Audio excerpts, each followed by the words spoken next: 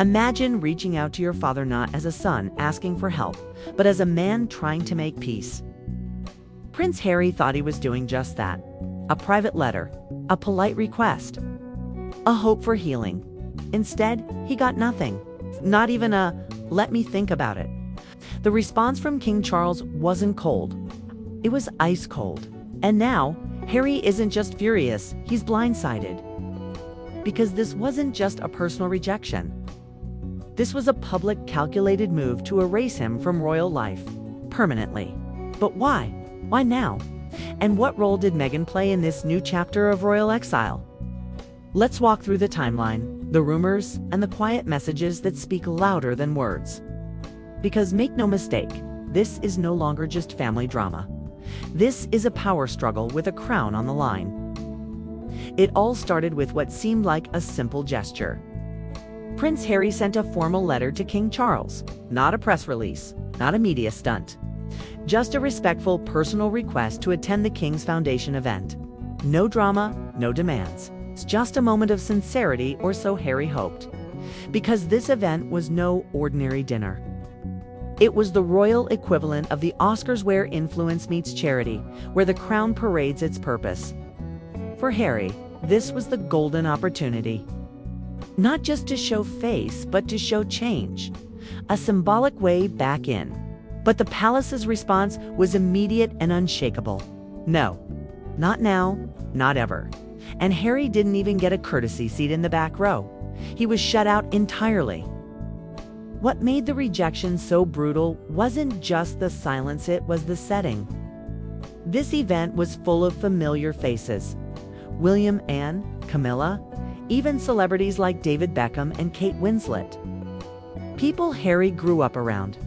Even non-working royals were invited. But Harry, nowhere in sight. Not even a digital appearance. His name wasn't just missing, it was erased. The guest list was released publicly. Every media outlet picked it up, and the message was clear. Harry is no longer part of this family's future. The monarchy isn't leaving breadcrumbs anymore. They're drawing lines in ink. A royal insider summed it up in one cutting line.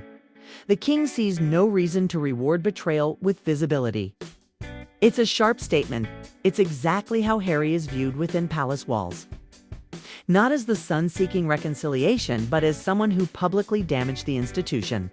The Oprah interview, a Netflix documentary, the best-selling memoir, all of them painted the royal family in a harsh light. To the public, they were stories. But to the palace, they were betrayals. And betrayal in this family isn't forgiven, it's forgotten. Throughout all this, Meghan Markle remained noticeably silent. According to insiders, she didn't support Harry's outreach to the king. She didn't endorse it, co-sign it, or even engage with it. Instead, she focused on her business ventures in California. Brand deals, private meetings, and personal growth. And her silence sent its own message. She's not fighting this battle. Some say she's already emotionally moved on, realizing the royal chapter is over. While Harry knocks on closed doors, Meghan is walking in the opposite direction. Her absence wasn't passive, it was strategic. Inside Buckingham Palace, the atmosphere wasn't tense, it was relieved. After years of walking on eggshells around Harry, palace aides and senior staff finally felt like a line had been drawn. No more compromises, no more bending the rules. Even former defenders of Harry were reportedly done.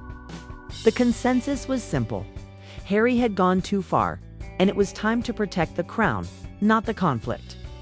King Charles made his decision not as a conflicted father, but as a firm monarch. Because in royal circles, you can't attack the institution and then ask for a seat at its table. Social media was quick to respond. But unlike in the past, the tone wasn't sympathetic, it was exhausted.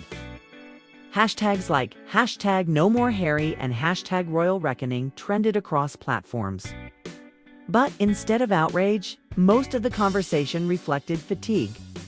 People are tired of the drama, the interviews, the constant spotlight on one family feud. Even longtime fans of Harry began admitting that the narrative was wearing thin. One viral tweet captured it perfectly. You can't write a book trashing your family, then act shocked when you don't get invited to dinner. That pretty much said it all. Another layer to Harry's request was security. He asked for personal protection for himself and his family if he were to return to the UK for the event, but again, the palace shut it down. Officials made it clear, without official duties, there's no reason for taxpayer-funded protection. From Harry's perspective, it felt like punishment. But from the institution's side, it was simple protocol. Security has always been a sensitive topic for Harry. He's voiced deep concerns about his safety. Ever since stepping down as a senior royal, the answer hasn't changed without a role. There are no rights. Now, whispers are growing louder inside the palace. Insiders are discussing the possibility of reviewing Harry's remaining royal titles. Nothing has been confirmed, but the momentum is building. Some see the rejection from the King's Foundation as more than a snub, it was a signal. The next step could be a full constitutional cut. A legal and symbolic erasure of Harry's remaining ties to the crown. If that happens, it will mark the end of Harry's official identity as a royal, and that will change everything. Let's not forget that when Harry and Meghan left the royal family, they turned to Hollywood, and at first it welcomed them with open arms. Big deals, talk shows, star power. But lately the buzz has faded. Spotify ended their deal, Netflix is backing away. Insiders say producers are wary, and PR strategists are advising clients to avoid the drama. The mystique that once made Harry and Meghan unique is disappearing. And without royal status, their brand is starting to blur. In an industry driven by public image, they've gone from royalty to risky. The biggest clue that the crown is done? The guest list. The names that were included and the one that wasn't. David Beckham, Kate Winslet. Loyal, graceful, respected figures. They weren't chosen at random. They were carefully picked to represent the values the monarchy wants to promote. Loyalty, discretion, unity. By including them and excluding Harry, this is the direction they're going. And Harry is no longer part of it. He wasn't just left off the stage, he was erased from the narrative. So where does that leave Harry? Caught in the middle. The palace has shut its doors.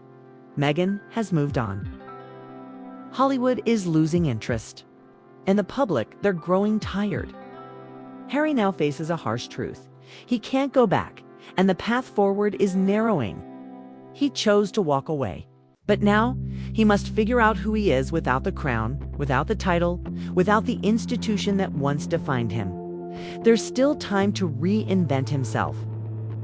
But it won't come from chasing royal relevance. If he wants to build something lasting, it has to be from the ground up.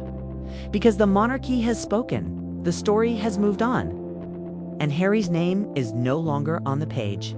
Thanks for watching. If this video gave you a new perspective, be sure to like, subscribe, and share your thoughts in the comments. Was King Charles right to shut the door, or has this gone too far?